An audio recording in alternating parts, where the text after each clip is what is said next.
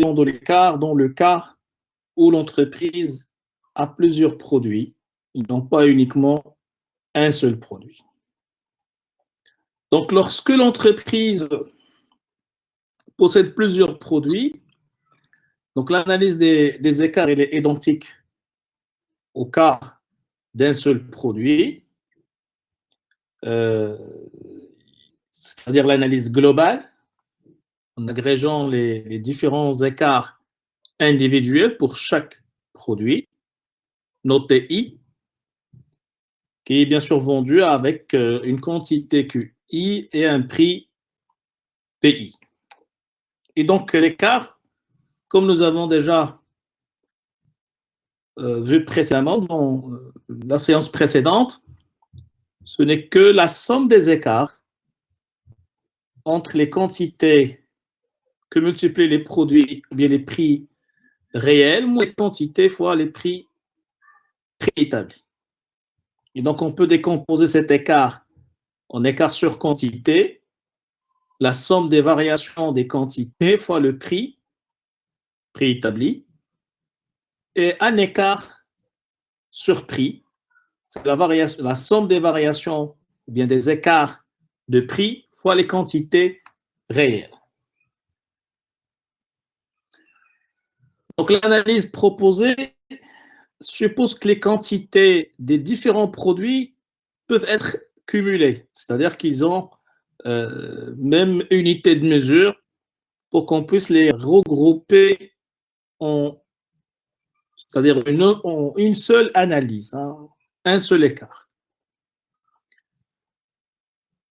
Donc l'écart sur quantité, il est donné par la relation suivante, QR moins, la somme des QR moins QP fois le prix préétabli.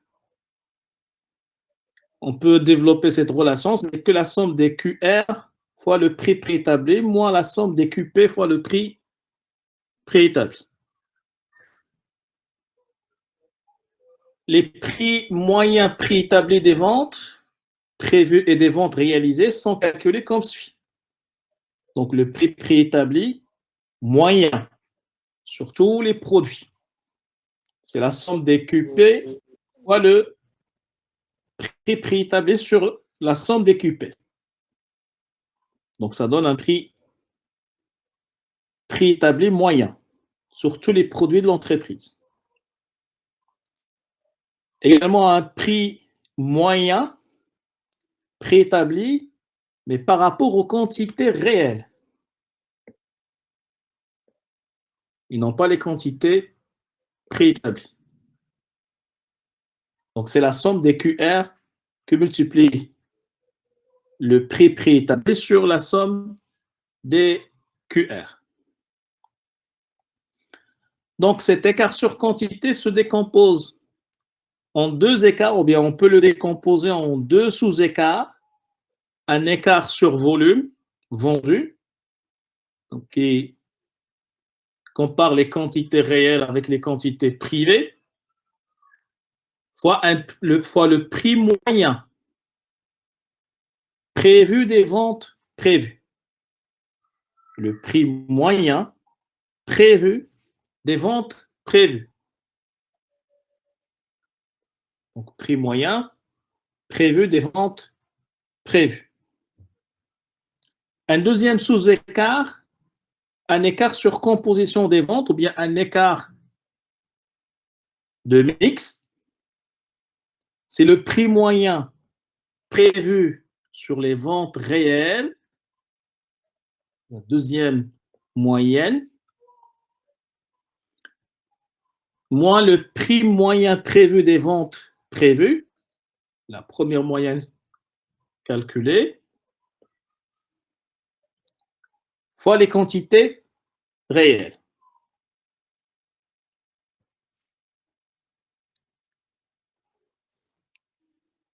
Une application. Donc, le dirigeant de la société Pousse-Pousse, donc une suite de l'application numéro 1, souhaite analyser l'écart sur quantité de sa société. Pour cela, il dispose des informations sur les deux marques de poussettes qu'il fabrique.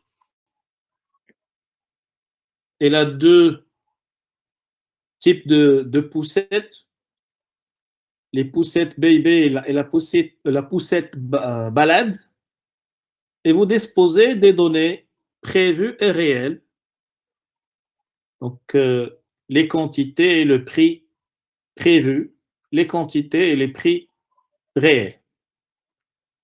Donc, comme nous l'avons calculé précédemment, l'écart sur quantité globale est de 70 000.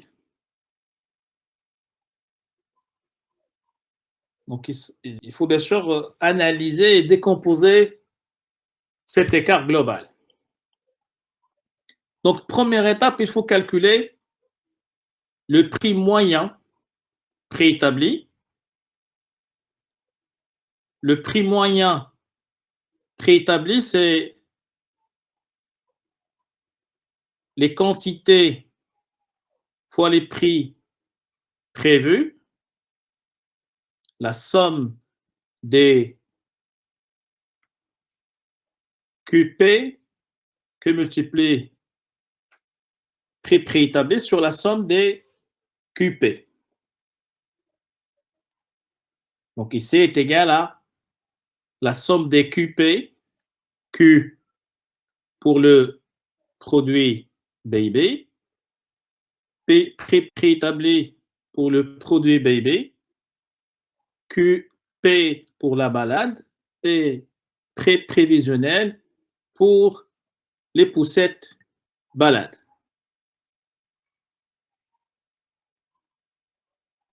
Donc soit un montant global de 950 000. C'est ce que vous avez ici dans le tableau, la somme des montants prévus sur la quantité, la somme des quantités prévues. Soit un prix moyen préétabli de 380. Maintenant, on va le calculer par rapport aux quantités réelles et non pas par rapport aux quantités prévues. Quantité réelle, il faut maintenir toujours les mêmes prix, mais en retenant les quantités réelles. 800 fois 500 plus 1600 fois 300. Donc les quantités réelles que multiplie le prix préétabli. La somme sur les quantités réelles.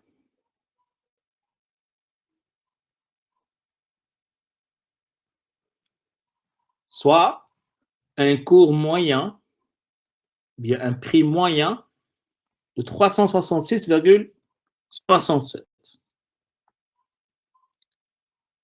La décomposition de l'écart. Maintenant, donc, l'écart sur volume, quantité réelle moins quantité préétablie, voilà le prix moyen préétabli. Le prix moyen préétabli. Il s'agit d'un écart Mali, un écart défavorable de moins 38 000. L'écart sur composition, c'est le prix moyen sur quantité réelle moins le prix moyen sur quantité préétablie fois la quantité réelle. Aussi un Mali, un écart défavorable de 32 000 dirhams. La somme des deux écarts, moins 38 000, moins 32 000, ça donne exactement l'écart sur quantité globale de 70 000, ou bien moins 70 000. Donc, ce n'est qu'une décomposition de cet écart.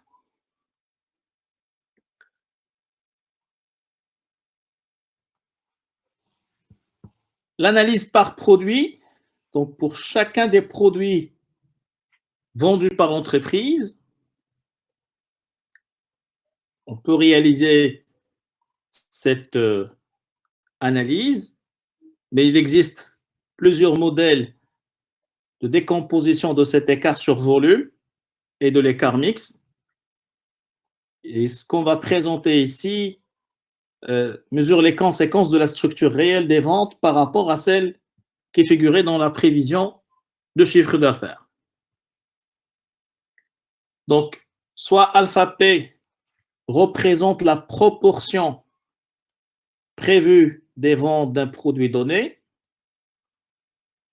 tel que alpha P est égal à QP sur la somme des QP, la quantité prévue du produit sur la quantité globale de l'ensemble des produits.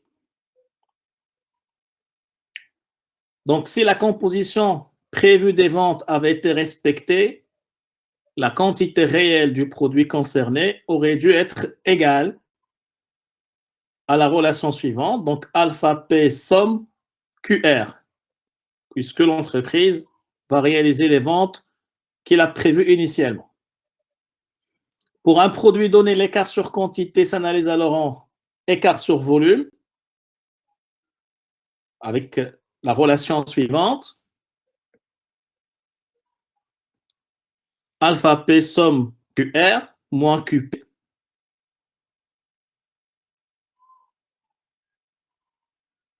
Fois le prix préétabli.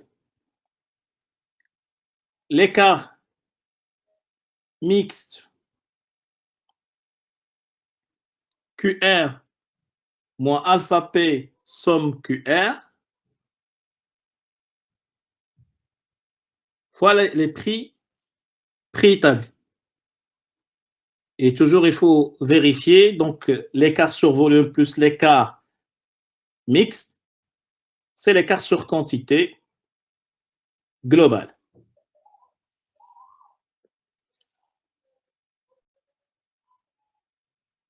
Donc, toujours par rapport aux données de notre exercice, vous avez les quantités et les prix, les quantités préétablies, les quantités réelles et les prix préétablis. En calculant la proportion de chaque produit, donc 40%, ça représente les 1000 sur 2500.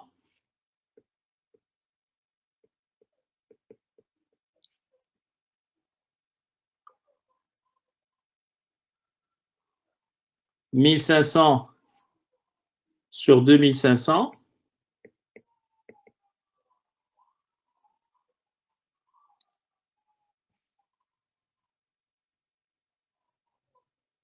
Et alpha P somme QR,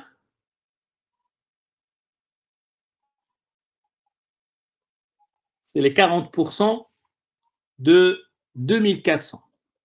40%, donc les 960, ce n'est que 40% que multiplie 2400.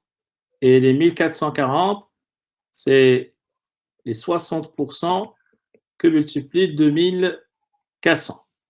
C'est-à-dire que même s'il y a un écart entre la quantité réelle et la quantité préétablie, il doit garder la même proportion initiale qui a été prévue initialement. Donc cela, ça va nous permettre donc de calculer les écarts, l'écart sur volume et l'écart sur quantité. Écart sur volume sur les poussettes BIB, donc c'est les 960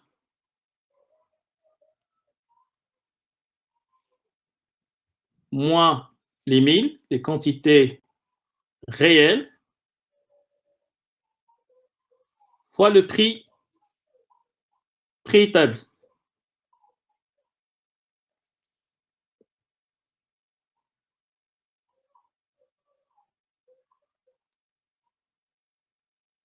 Pour les poussettes balades, c'est la quantité préétablie.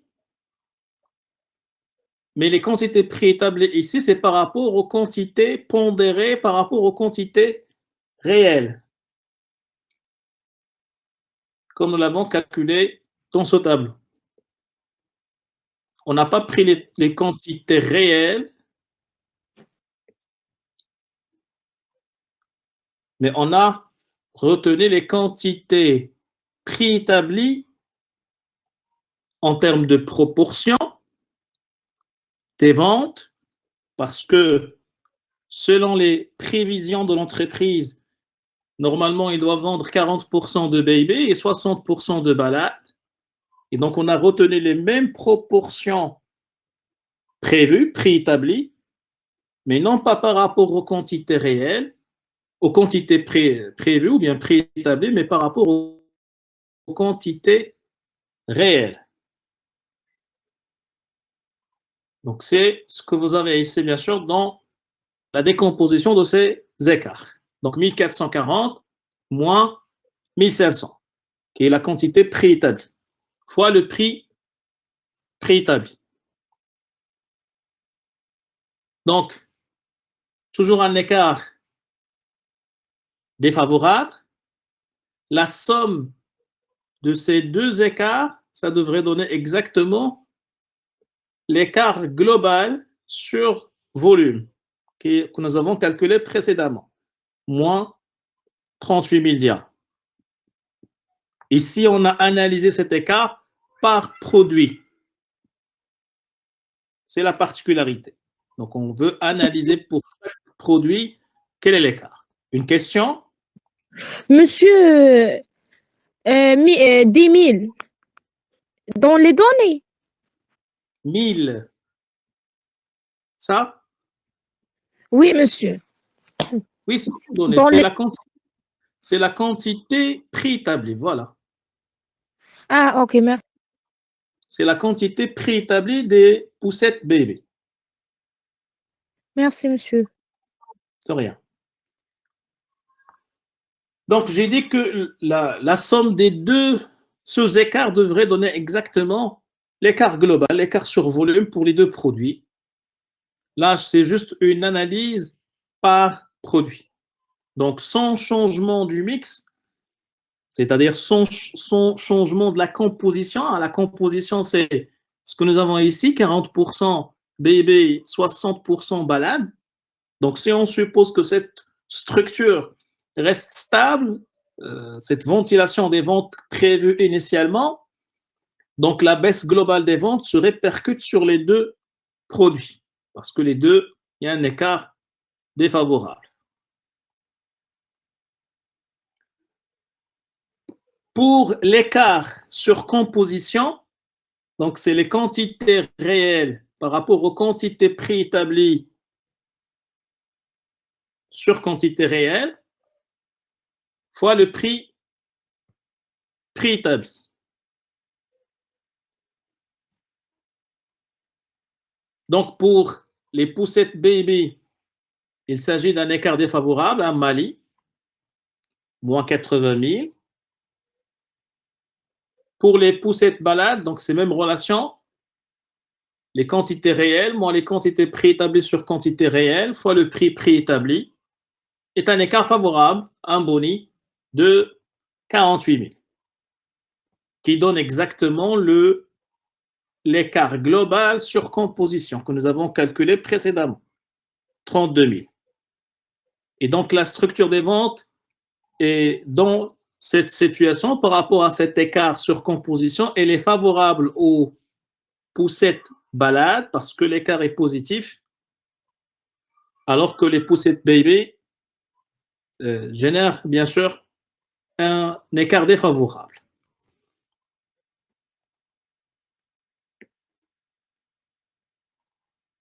Donc, vérification de l'écart donc sur quantité. Donc, ça devrait exactement le même écart que nous avons calculé précédemment. Donc, moins 20 000, moins 80 000, ça fait moins 100 000 pour les produits baby. Et pour cette balade, moins 18 000 plus 48 000, ça fait 30 000, soit un écart global de moins 70 000. Exactement le même écart que nous avons calculé initialement. Écart sur quantité.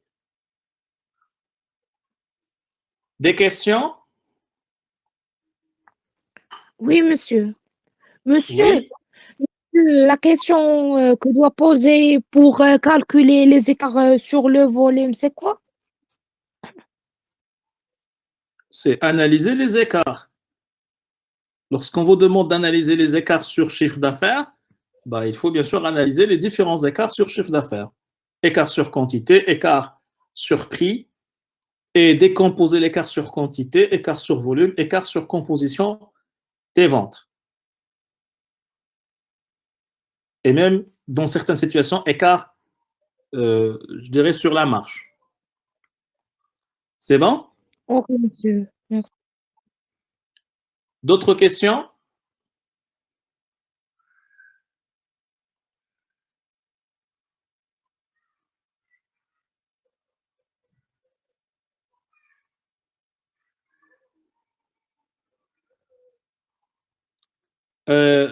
Parmi les questions sur le chat, donc, un Mali, c'est un écart défavorable. Lorsqu'on a un écart défavorable, on parle d'un Mali. Lorsqu'on a un écart favorable, on parle d'un boni. Alors maintenant, on passe au cas pratique. Donc, le cas de la Société des équipements de bâtiments modulaires, SEBM, une entreprise industrielle française implantée à Rabat. Elle a pour activité la fabrication des modules d'échafaudage vendus à une clientèle d'entreprises de bâtiments situées dans 4 régions du Maroc, à Casablanca, Oujda, Rabat et Meknès. Donc, les produits fabriqués par la société sont 2 types de produits. Échafaudage classique, produit traditionnel. Chaque échafaudage est constitué d'un nombre, je dirais, variable de modules identiques, qui sont identiques. L'échafaudage mobile, c'est un produit de conception nouvelle.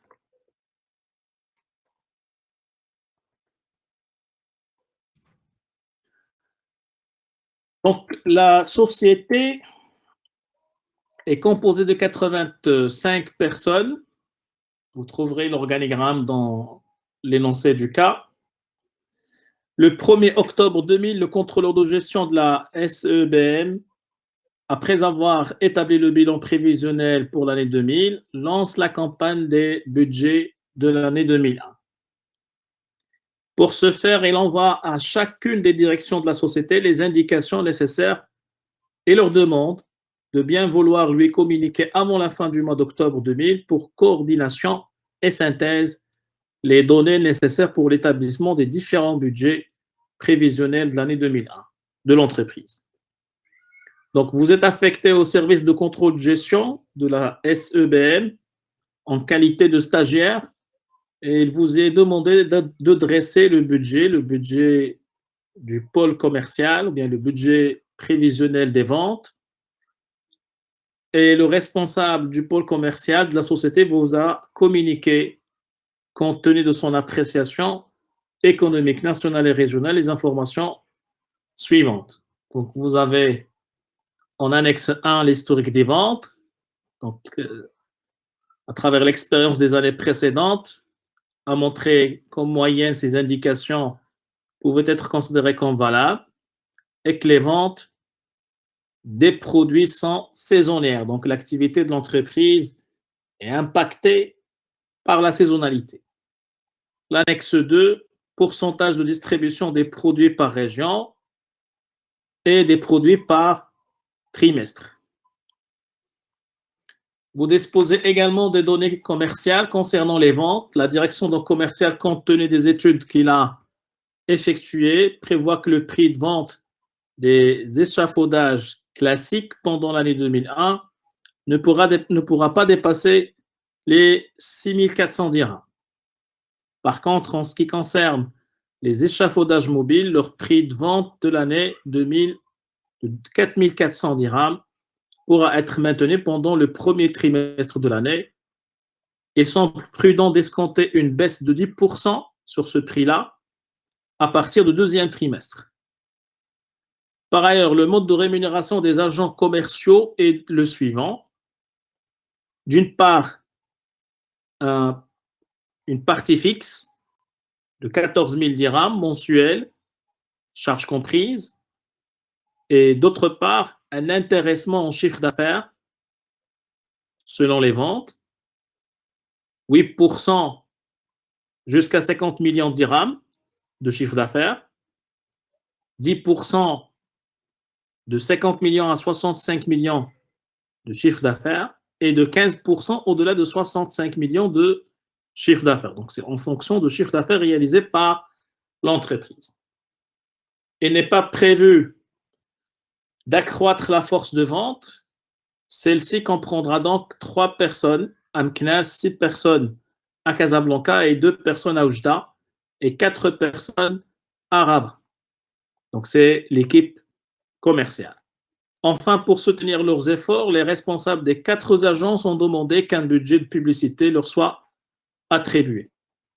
Et il semble que la direction commerciale a mis en place un budget global de 5% de chiffre d'affaires pour la publicité. Alors, pour la résolution de ce cas, la première étape consiste à la prévision des ventes pour l'année 2001. Et donc, pour la réalisation de cette prévision, qu'est-ce qu'on doit faire, à votre avis?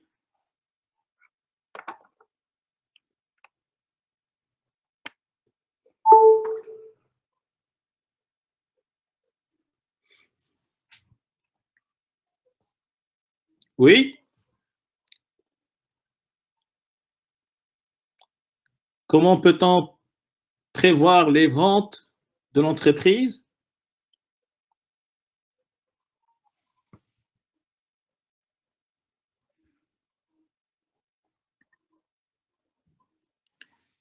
Méthode des moindres carrés. Oui, la méthode des moindres carrés. Mais il ne faut pas oublier que dans l'énoncé, on a précisé que l'activité de l'entreprise est impactée par la saisonnalité et donc il faut tenir compte également de ces impacts. Alors, donc, on va essayer de voir l'annexe, donc contenant l'historique des ventes de l'entreprise par trimestre pour les 16 derniers trimestres.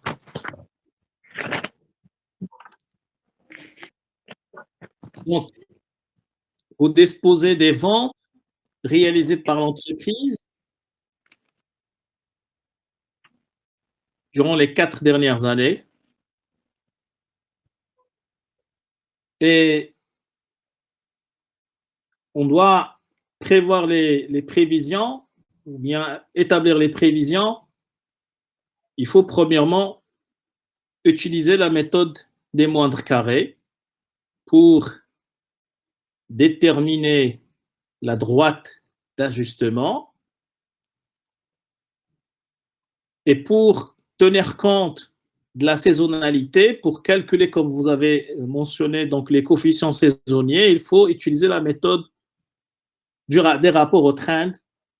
Donc, il faut calculer les valeurs estimées à partir de la droite d'ajustement, les TI, et ces TI qui vont bien sûr servir pour calculer les coefficients saisonniers. Alors, on commence premièrement par la détermination de la droite d'ajustement.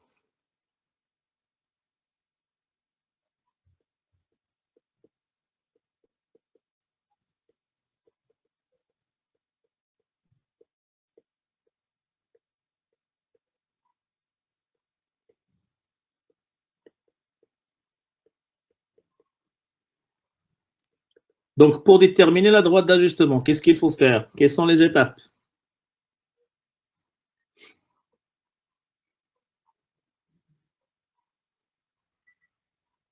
Monsieur, la première étape pour établir la prévision de vente de 4 années, on fait voir la première chose, le tableau, le moindre carré, et après, on fait le calcul de la coefficient, et après, on va faire le tableau de, de, le- de la prévision.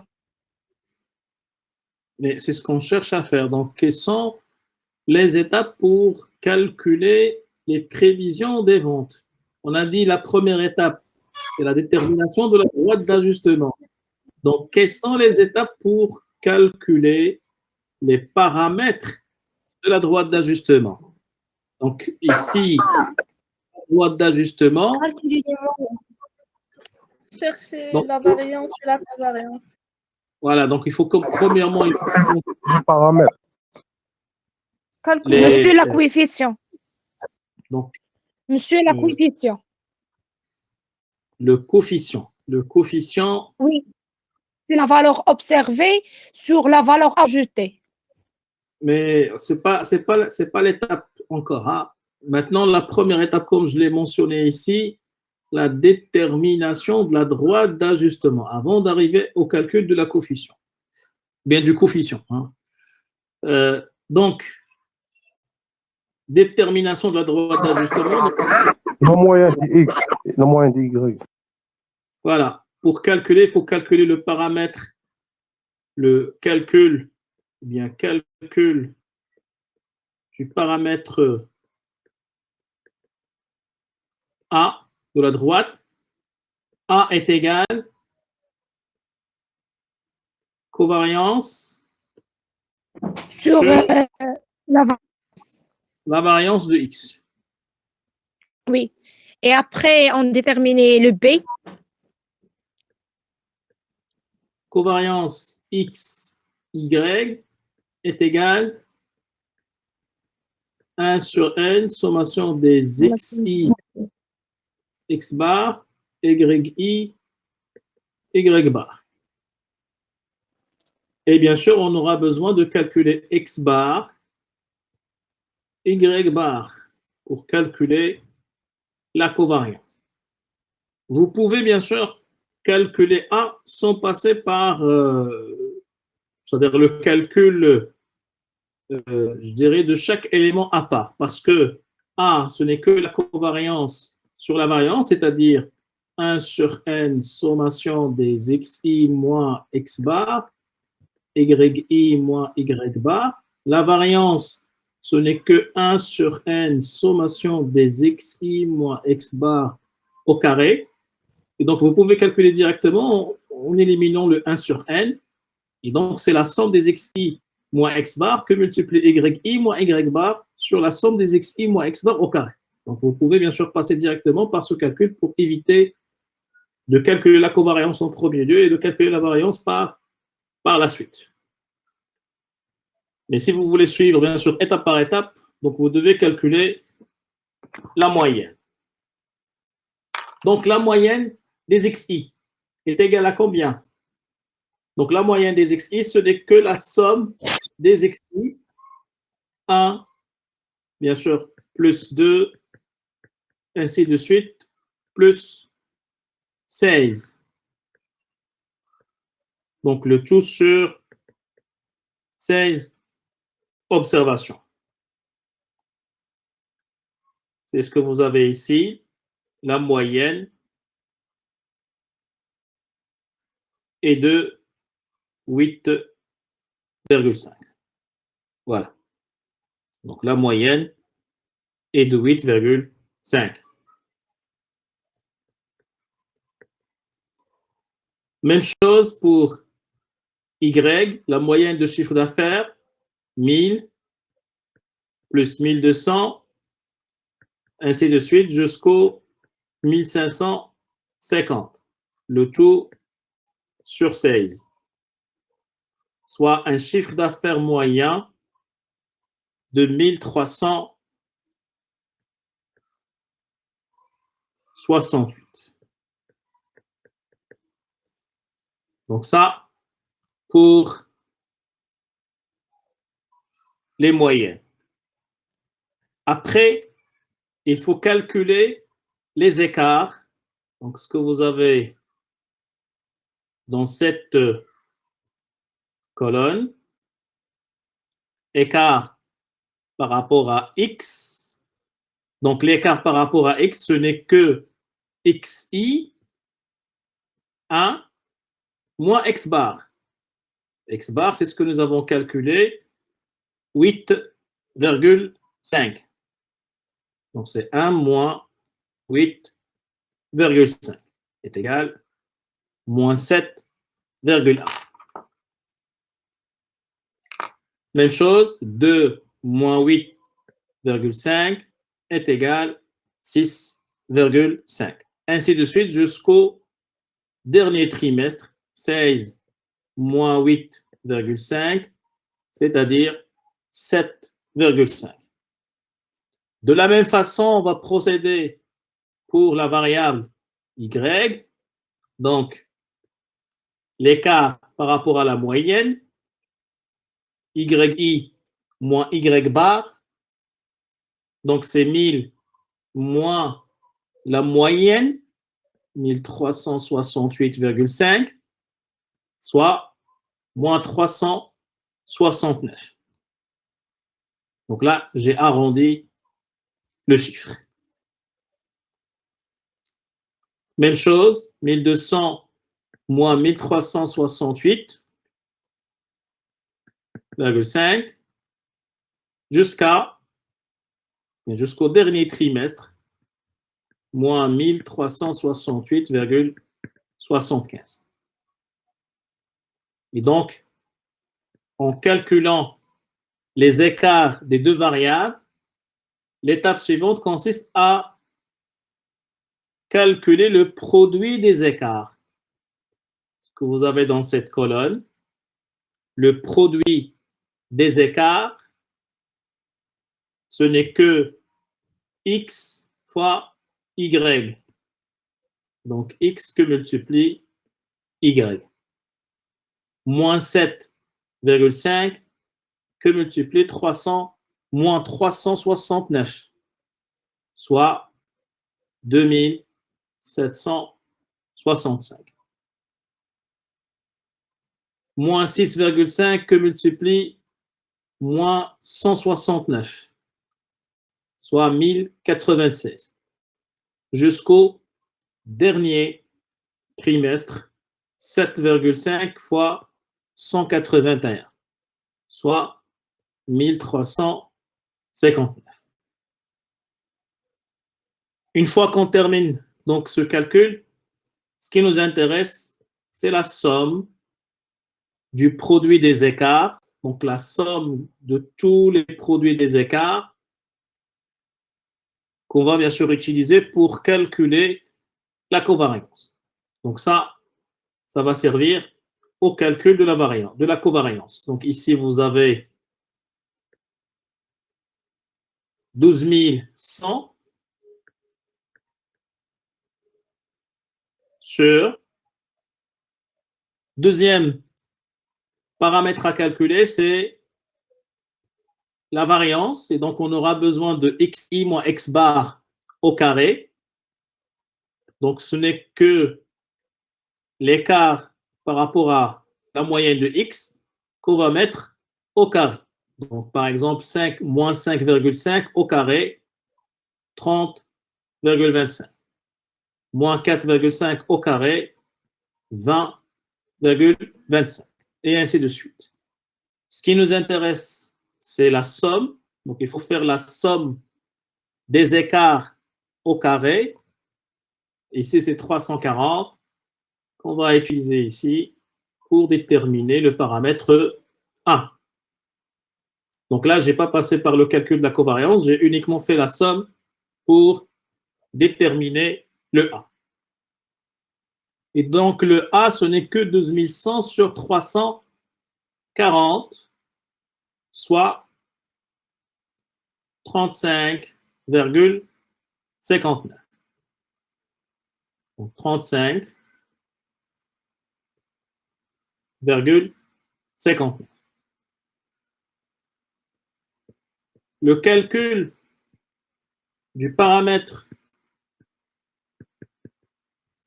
B, donc B égale à quoi? Il passe certainement par la moyenne, donc est égal à Y bar moins AX bar. C'est-à-dire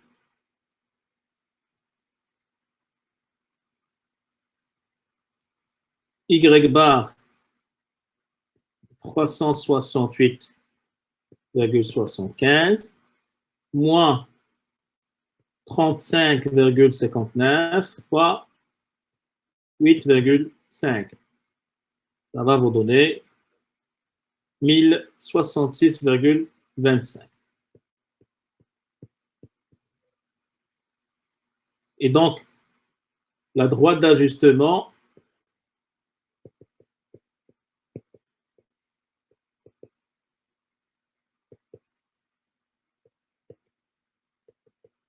s'écrit comme suit. Donc, vous avez Y égale 35,59x plus 1066,25. Voilà. Donc ça, c'est la première étape, la détermination de la droite d'ajustement. Après,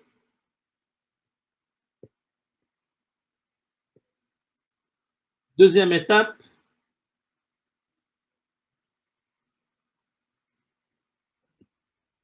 En faire le calcul de TI.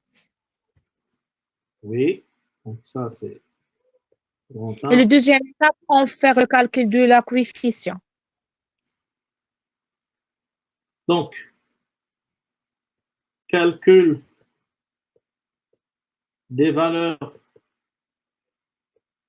estimées TI. Donc, TI, il suffit de remplacer X par sa valeur. Et donc, De T trimestre, de par trimestre. par trimestre. Donc, la valeur estimée du premier trimestre, ce n'est que 35,59 fois 1 plus 1066,25. Ça va vous donner 1101,84 comme calculé ici. Même chose pour T2, 35,59 Fois 2. 1066,25. Ça va vous donner 1137,40. Et ainsi de suite jusqu'au dernier trimestre. Troisième étape, calcul des coefficients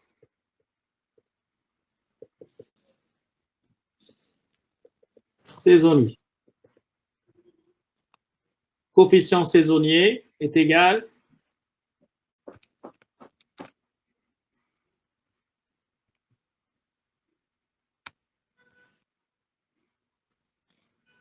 C'est la valeur observée sur la valeur ajoutée.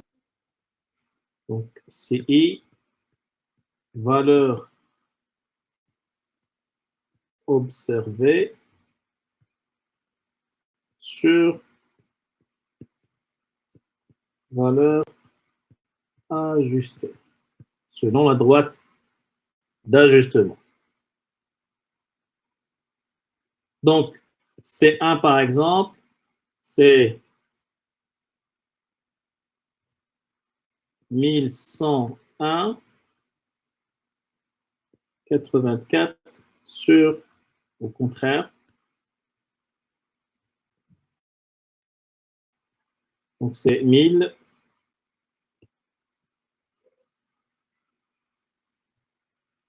c'est 1000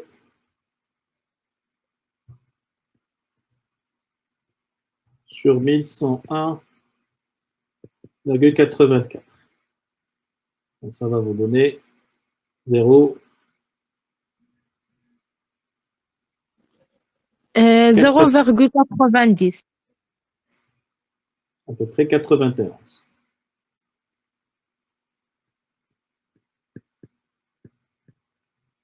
Et ainsi de suite jusqu'au dernier trimestre. Donc là, c'est le calcul des coefficients saisonniers. Après, l'étape 4, c'est calcul du coefficient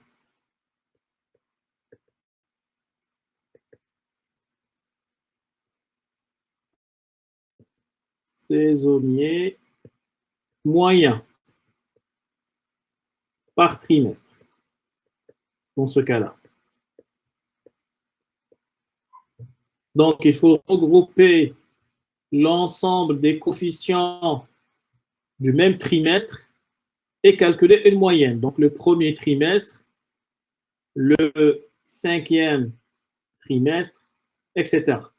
Donc, tous les coefficients qui concernent le premier trimestre de chaque année devraient être regroupés et calculer une moyenne. Donc là,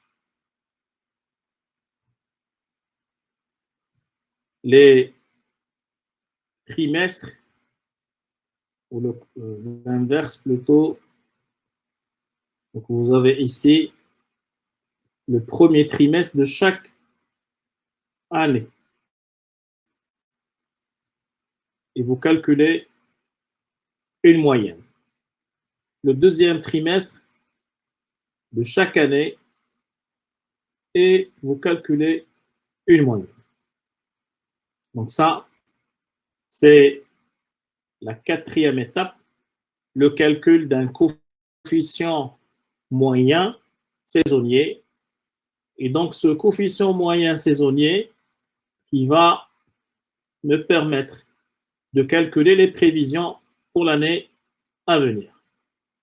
Donc, dernière étape, étape 5, donc prévision. La prévision de la 4e année. Et donc, les prévisions des ventes, comment on va prévoir les ventes? C'est à partir de notre droite d'ajustement, 35,59 fois. Donc, l'année suivante, c'est le trimestre 17, plus 1066,25. Donc, ça va vous donner, dans ce cas-là, 1671,25. Cette valeur, il faut la corriger avec le coefficient saisonnier.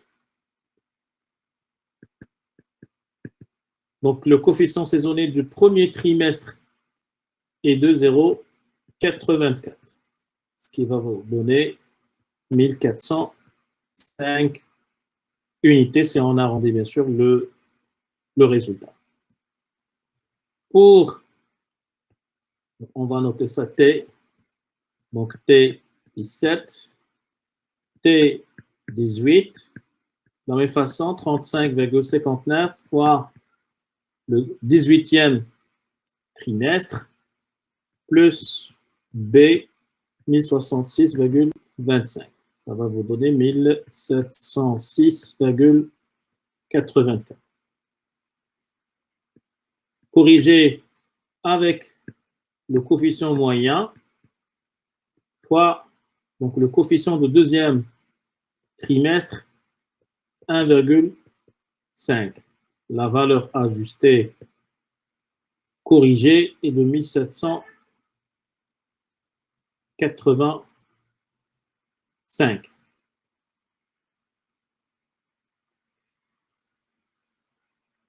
et ainsi de suite jusqu'au dernier trimestre de l'année de prévision.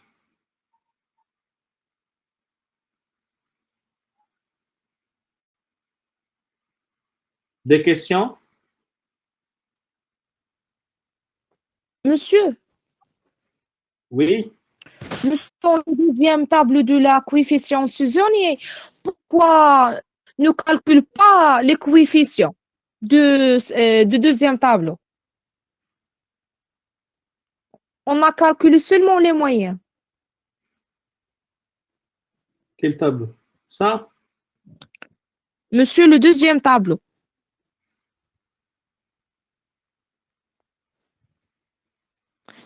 Les moyens, c'est-à-dire la coefficient. Ici? Non, monsieur, le deuxième tableau. Le premier trimestre, la moyenne, c'est-à-dire la coefficient. C'est le taux de le taux des trimestres divisé par le nombre des années. Vous parlez de cette moyenne? Oui, monsieur. C'est la Oui, moyenne monsieur, des la moyenne. différents coefficients saisonniers.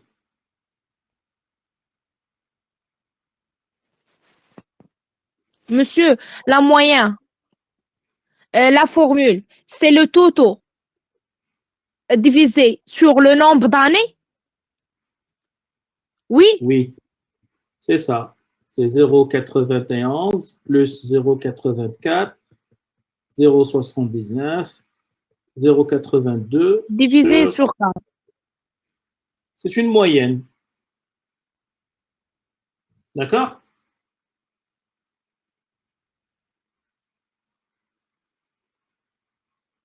Donc, ça, c'est pour l'établissement des prévisions. Donc, les prévisions des ventes pour l'année suivante est de 6 000 global, 6 907. Donc, l'étape suivante, c'est l'établissement de budget. Hein. Moi, j'ai fait uniquement pour les échafaudages classiques. Alors, je vais vous poser Monsieur, sur la plateforme pour que vous puissiez faire la même chose pour les échafaudages mobiles. Hein. Comme ça, pour que vous puissiez pratiquer. Oui, une question? monsieur n'est pas 1405. 6403,85. Je l'ai arrondi. OK. Et il s'agit des quantités.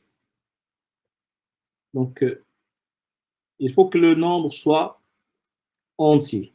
Il n'accepte pas d'être divisé, il n'accepte pas de virgule.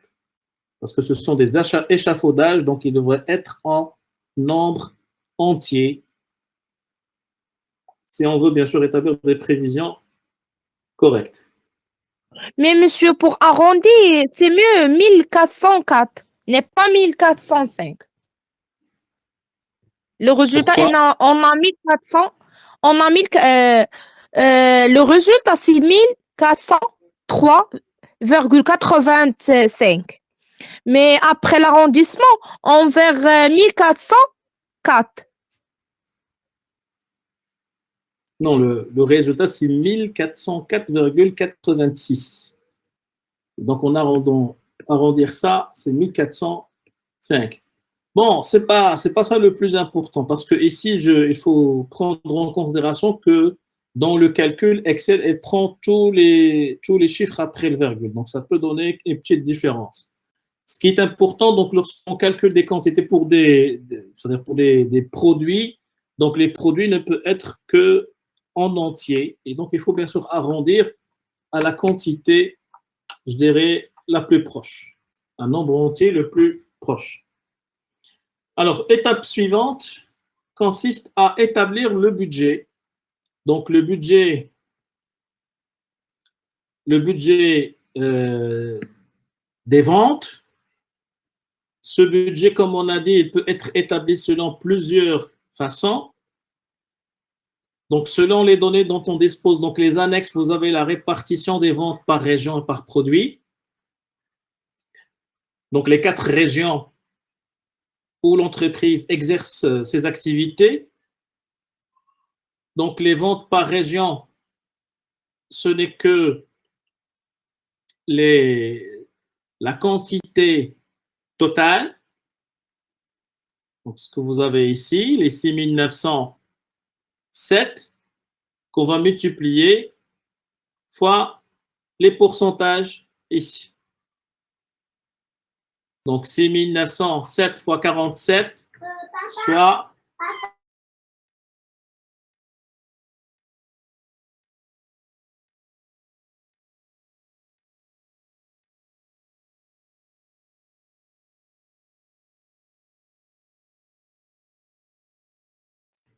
donc, j'ai dit que c'est la quantité globale fois le pourcentage. Donc, c'est une donnée que vous avez dans l'annexe du cas.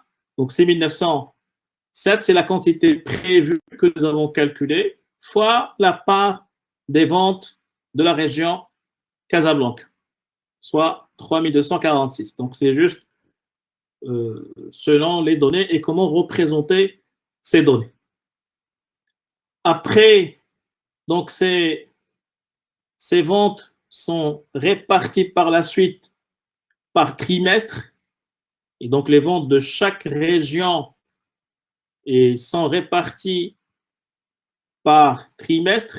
Par exemple, les 3246 de la région Casablanca vont être répartis 15% premier trimestre, 20% deuxième trimestre, troisième trimestre 40% et quatrième trimestre 25%. Et donc, pour le premier trimestre, c'est 3246 fois 15%. Et ainsi de suite. Même chose pour les autres régions.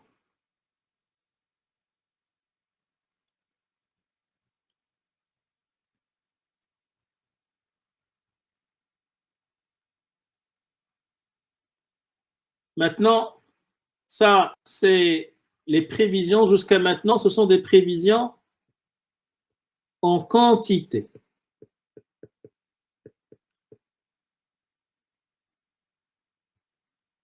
Il faut maintenant établir les prévisions en valeur ou bien en dirhams. Et donc, il faut tenir compte des informations communiquées par l'entreprise. Donc, concernant le prix de vente, donc le prix de vente des échafaudages classiques est de 6400. Donc, par exemple, pour calculer les ventes du premier trimestre de la région Casablanca, donc, que vous avez ici, 3 millions, ce n'est que les 487 quantités à vendre fois 6400 qui est le prix unitaire de vente. Ça va vous donner 3 116 538. Et de la même façon pour les autres trimestres et les autres régions. Donc, le chiffre d'affaires global, par la suite, on va regrouper l'ensemble des ventes de toutes les régions. Donc, ici, la somme de l'ensemble des ventes, avec bien sûr le chiffre d'affaires moyen, c'est le prix moyen, et le chiffre d'affaires global pour les 2 produits vendus par l'entreprise. Donc ça, c'est le budget des ventes. Il faut également établir le budget des frais commerciaux, les salaires versés à tous les salariés de l'entreprise. On a l'information dans l'énoncé. Il faut également calculer l'intéressement, donc le pourcentage ou bien la commission touchée par les commerciaux de l'entreprise. Les frais concernant la publicité, 5%, le chiffre d'affaires global. Et donc, les frais commerciaux, c'est la somme de ces éléments. Donc, on s'arrête à ce niveau-là. Je vais vous poster l'énoncé du cas sur l'espace ENT et essayer de retravailler le cas pour les deux produits, l'échafaudage classique et échafaudage mobile, et essayer d'établir le budget global des ventes ainsi que le budget des frais commerciaux. D'accord? Comme ça, si vous avez des problèmes ou des questions, on peut les résoudre la prochaine séance.